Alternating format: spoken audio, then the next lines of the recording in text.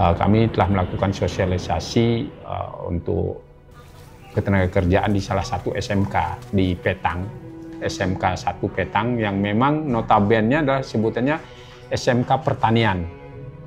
Tapi setelah kami telusuri ke sana dengan melakukan memberikan motivasi persiapan masuk ke dunia kerja, ada beberapa pertanyaan yang mendasar kami lakukan. Setelah tamat dari sini, adik-adik mau kemana?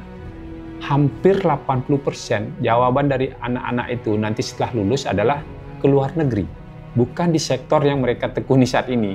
Nah, ini menjadi tantangan buat kita. Kira-kira gimana cara kita nantinya untuk mengedukasi mereka bahwa dengan lahan yang mereka miliki, dengan potensi yang mereka miliki, mereka bisa berkembang sebenarnya.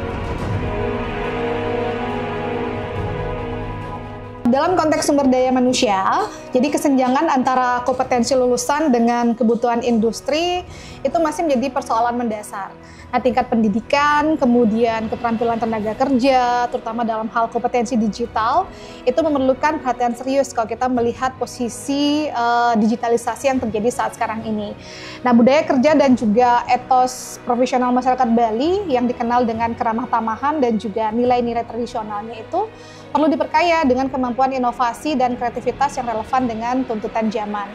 Penguatan ekosistem vokasi itu dapat dicapai melalui kemitraan triple helix, kalau bisa dikatakan di sini, yang melibatkan kolaborasi aktif antara industri, akademia, dan juga pemerintah. Nah, program magang terstruktur salah satunya ada riset terapan bersama, kemudian transfer teknologi itu menjadi kunci keberhasilan kemitraan di program kemitraan ekosistem ini.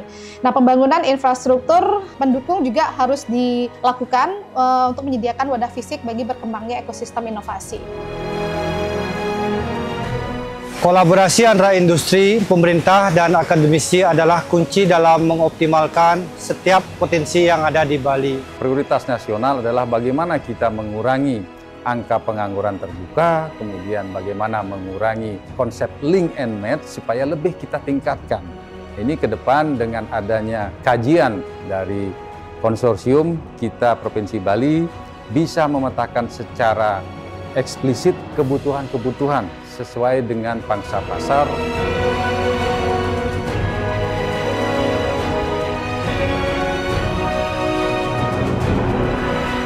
Saya mewakili Bapeda Provinsi Bali, kebetulan selaku Kepala Bidang Pemerintahan Pembangunan Manusia, amat sangat terbantu dengan kajian-kajian yang komprehensif dari konsorsium yang sudah memetakan untuk aspek pemerataan pembangunan melalui bagaimana kita berfokus pada aspek ketenagakerjaan.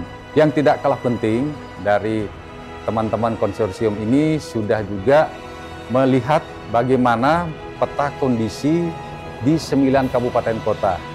Kemudian hasil pemetaan tersebut disusun menjadi sebuah kajian, kemudian ditelurkan dalam sebuah dokumen dan sudah barang tentu membantu pemerintah daerah, tidak hanya Provinsi Bali sendiri, kemudian bisa juga dimanfaatkan oleh teman-teman kabupaten kota se-Bali untuk menyusun rancangan pembangunan yang sedang berproses, yaitu 5 tahun ke depan dari 2025-2029 sampai dengan 2025-2045.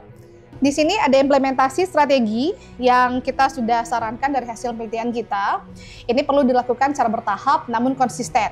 Nah, kata konsisten ini menjadi kunci agar dalam jangka waktu pendek, yaitu 1-2 tahun, itu fokus diberikan pada pemetaan kebutuhan industri serta revisi kurikulum vokasi.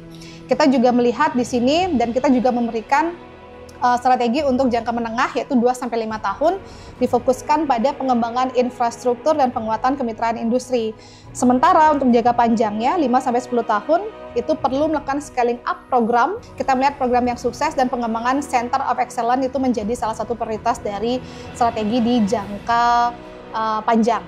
Nah, keberhasilan transformasi ini juga dapat diukur melalui indikator kuantitatif seperti adanya peningkatan UMR, jumlah startup yang baru, dan kontribusi sektor inovatif terhadap PDRB Bali. Sedangkan secara kualitatif, peningkatan kualitas lulusan vokasi, kemudian tingkat industri, inovasi, dan daya saing regional itu menjadi parameter yang penting. Nah, tentu saja dalam prosesnya perlu diantisipasi berbagai risiko, baik internal seperti resistensi terhadap perubahan dan keterbatasan anggaran maupun risiko secara eksternal seperti dinamika pasar global dan perubahan teknologi yang cepat itu perlu kita antisipasi. Ya, sebenarnya program Ekosmira ini kami belajar dari Provinsi Bali pertama kalinya. Dan alhamdulillah kami bersyukur bahwa program ini berjalan dengan baik di 20 provinsi dan Bali merupakan salah satu pelaksana terbaiknya. Kami melihat Provinsi Bali dan teman-teman di konsorsium PTV Bali bisa melakukan hal ini dengan sangat baik, bisa berkolaborasi dengan pemerintah provinsi, tentu dukungannya luar biasa sekali dari pemerintah provinsi, juga dengan Kamar Dagang dan Industri di Provinsi Bali yang sangat luar biasa memberikan masukan-masukan agar program ini menghasilkan kajian-kajian yang tajam. Dalam kajiannya kita bisa lihat sangat detail sekali bagaimana proyeksi-proyeksi ekonomi di Bali ke depan serta tantangan-tantangan ketenaga kerjaannya. Saya mengikuti beberapa kegiatan-kegiatan berkaitan dengan ekosistem kemitraan ini, di mana dilakukan pemetaan yang jelas tentang potensi-potensi yang ada di masing-masing daerah. Kemudian dari potensi-potensi yang ada di masing-masing daerah inilah kemudian dicoba untuk dicarikan relasinya atau hubungannya dengan apa yang mesti dilakukan oleh dunia pendidikan. Dalam hal ini mungkin kalau sering saya dengar orang menyebutnya link and match kan gitu ya, supaya apa lulusan dari sekolah dunia pendidikan ini betul-betul bisa terserap di dunia kerja.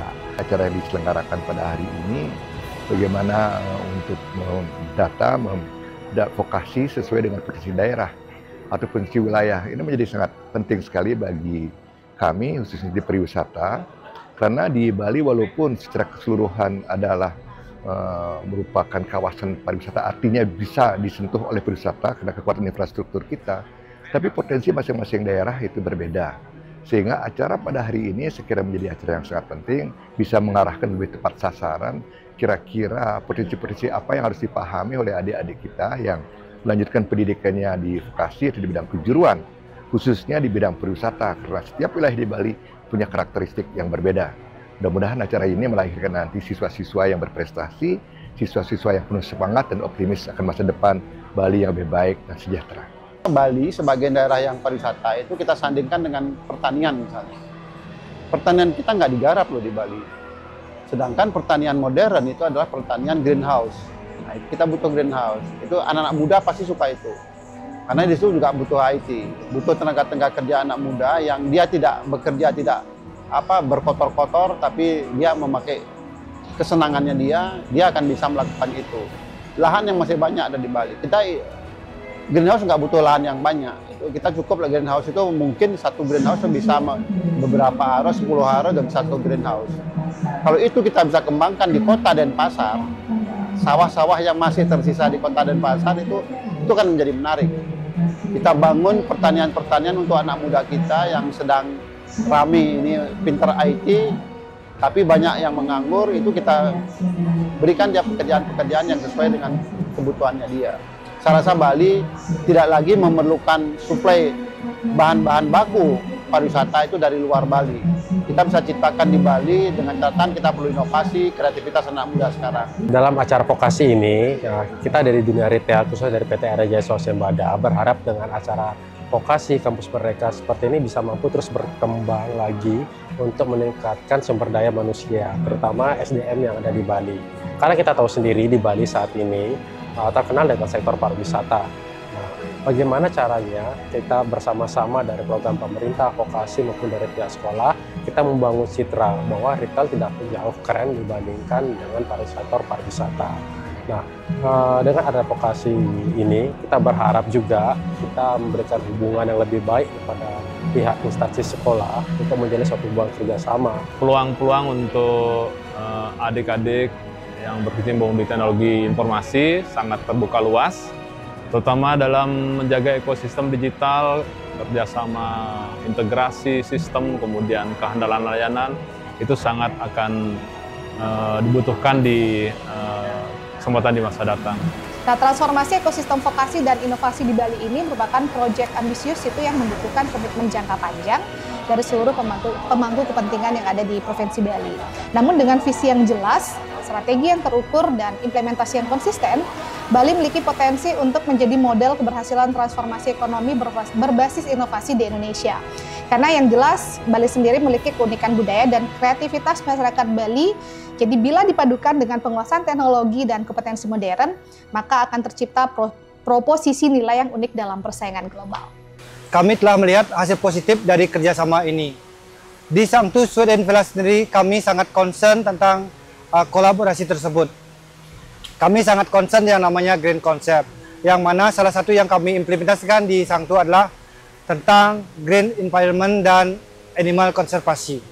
Dengan ada kajian ini, otomatis hal-hal tersebut sudah ditelurkan dan sudah termuat dalam sebuah dokumen dan lebih mudah kita melihat bagaimana konsep link and match, bagaimana konsep pengembangan industri, bagaimana mengembangkan potensi daerah ke depannya menjadi kebutuhan bersama dan meningkatkan kesejahteraan masyarakat bersama. Yang tidak kalah penting juga dari konsep ini bagaimana kita tidak lepas dari konsep industrialisasi di menyusun PIM 4.0, dan itu kita di Provinsi Bali dan Kabupaten Kota juga telah melaksanakan dan telah berproses untuk menyongsong Indonesia Emas tahun 2045.